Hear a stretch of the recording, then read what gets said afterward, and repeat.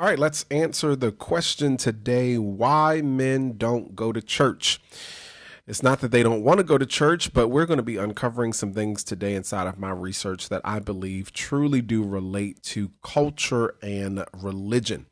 If you are a man who has been seeking spiritual growth outside of the traditional worship experiences for you, and if you're trying to figure out a way to grow your ministry, grow your church, and get more men involved, and as far as evangelism is concerned, guess what? This is also for you, because I honestly do believe that masculinity is inside of a crisis inside of the church environment. I've always asked myself the question, why is it that men flock to stadiums for football games but avoid Sunday morning services like it's the plague? This isn't just a modern phenomena. No. Church attendance amongst men has been declining for decades. Studies show that in the U.S., women make up 61% of church congregations, while men account for only 39%. This is according to Pew research in 2023. But here's the thing. If Jesus' disciples were men, fishermen, tax collectors, and even political radicals, why do today's men feel so disconnected from the church? There are two things to my thesis on why men struggle with church and even church attendance. The first one is that masculinity is not affirmed in the church setting. The second one is that most pastors are men, and let's just be honest, most men don't like other men telling them what to do. But if spirituality is essential for personal growth, how can men seek God outside of traditional church experiences? Because ultimately, that's what a lot of men that I've come in contact with are doing. Well, you know something? That's what we're going to be exploring today, answering all of these questions, looking at these theses and whatnot. Listen, if you enjoy conversations like this, do me a favor and subscribe. Do me a favor and subscribe, because I love diving deep, and I'm sure that if you're watching this or listening to this right now, then you also enjoy diving deep as well. So let's jump into it with regards to culture, because there is a reason why men struggle with church culture. All right. There are three things in particular that I kind of want to address here. All right.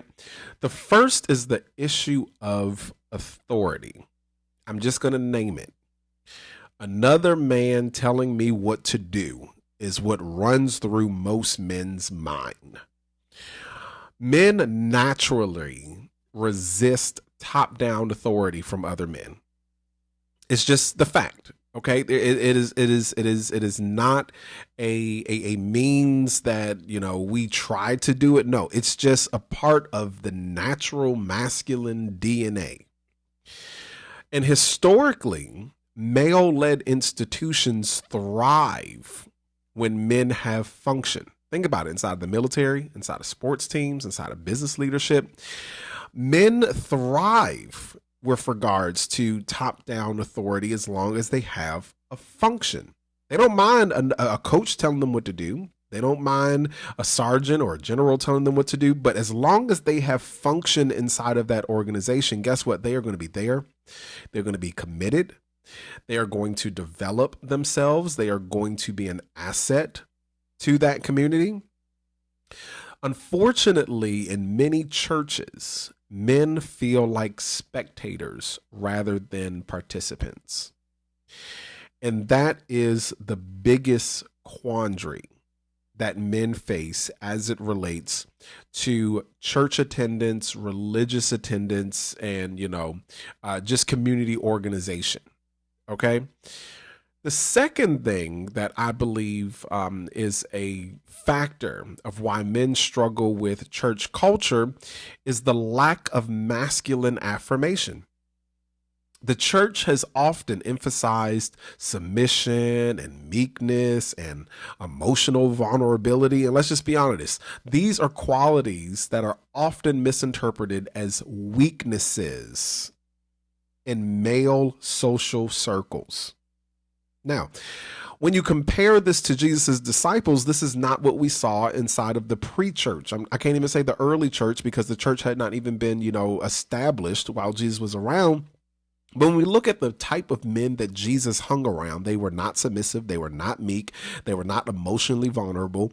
Yet our churches emphasize these character traits, and there's nothing wrong with it. I'm gonna be very honest with you. It's nothing wrong with it. But let's look at, in my opinion, the type of men that Jesus hung around, and maybe put to the forefront that more men would like to see this representation of men inside of the current church. Think about Peter. Go read John 18:10. Peter was bold and literally willing to fight for Jesus, like willing to throw some blows for Jesus. Look at Mark, the look at Mark, the 3rd chapter in the 17th verse. James and John were called the sons of thunder. They weren't called no meek and humble lambs. No, they were some thunder rolling brothers. Okay. Look at Matthew 9:9. Matthew was a tax collector, a role that required intelligence and business sense. The point that I'm trying to make with regards to masculine affirmation inside of the church is that Jesus gave us the model that if we are going to truly bring men closer to Jesus, closer to the community of God, these men were not weak. The disciples were not passive. The disciples were not docile. No, they were highly functional, action-driven men who traveled with Jesus and oftentimes managed ministry logistics. Okay? The third thing that I want to point out as it relates to why men struggle with church culture is that there are limited roles for men inside of the church. Now, I know that some people are like, yeah, men can do whatever. Okay, let's just be honest. The average church only offers men 2 primary roles. Either you're a deacon or an elder. Everything else is so female dominated to where men don't feel as though that they have a role. How many churches, how many religious communities actually utilize men for what they are? And I hate to use some of these stereotypes, but listen, if you've been offended, then go ahead and turn me off now. It's perfectly okay. I won't be offended. But let's just be honest. Many men are hands-on. Many men are task-oriented.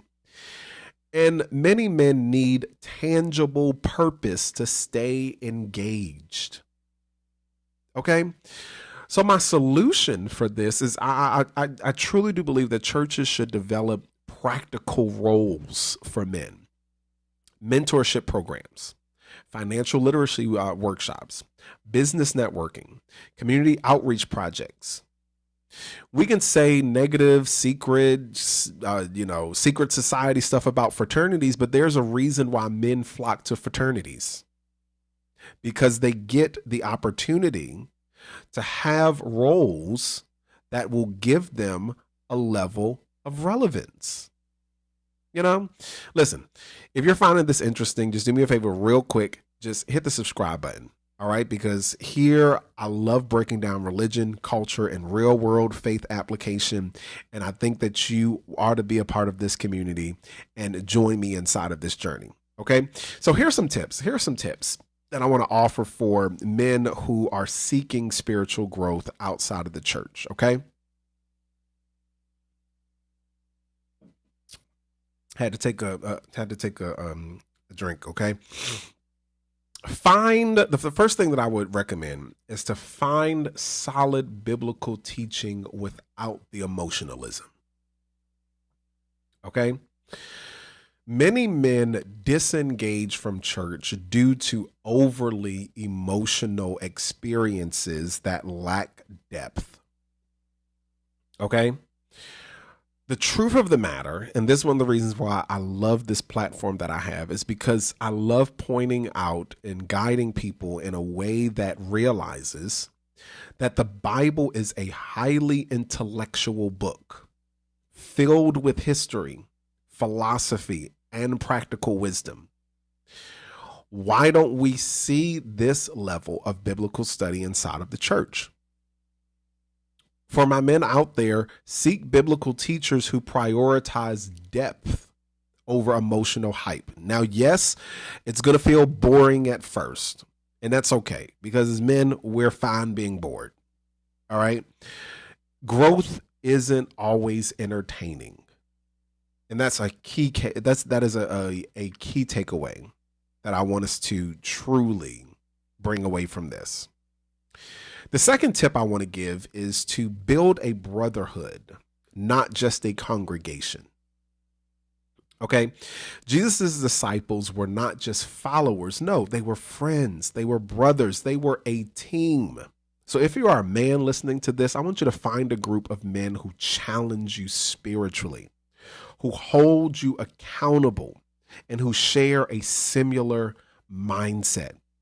Now, this ain't got to be a whole, fraternity of 100 men's group. No, just find you a couple brothers. Find you a couple men that can challenge you spiritually. It doesn't have to be your pastor or your deacon. No, just some other guy who is on the spiritual journey who can journey with you. Okay? Now, this could be in a Bible study, a faith-based business group, a men's discipleship team. Look, just find a brotherhood or create a brotherhood in order to help with your spiritual journey. All right? The third tip I want to give is to engage in purpose-driven ministry. The truth is that men thrive in environments where they can use their skills to contribute. Okay? Instead of just attending a church service, I want you to push yourself to find ways to serve with purpose. Whether it be, finance and business, helping others with, budgeting and investment, whether it be with construction or trade, volunteer to do church repairs or, community projects, whether it be with mentorship, get inside of a program that's teaching young men essential life skills. You've got to find purpose inside of ministry. Okay. So didn't want to take up a lot of you all's time. I'm actually done, but just want to kind of give some closing thoughts, because here's the real reason why men don't go to church. The first is that they have a discomfort with male authority. The second thing is that there is this lack of masculine affirmation. And then the third truth is that there are honestly limited roles in the church that are designed for men.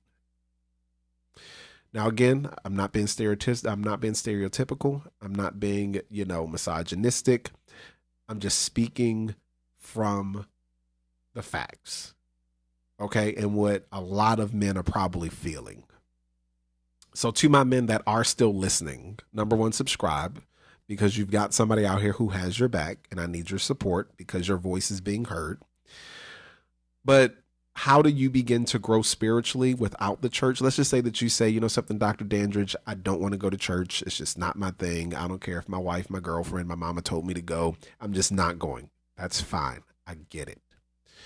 So how can you grow spiritually without the church? The first thing, find some biblical teaching, some deep, in-depth biblical teaching that doesn't have all the emotionalism attached to it. Number two, build yourself a brotherhood instead of just following or looking for a congregation to be a part of. And then overall, engage in purpose-driven ministry. It can be with a church. It can be with a nonprofit. It can be with a mentorship. It could be with a mentorship group. Just find some kind of way to engage in something that helps you to develop your purpose. I want us to think about this before we end our conversation today. If Jesus intentionally surrounded himself with men who were builders, fishermen, and professionals, why would modern faith not have a place for masculine energy? Okay.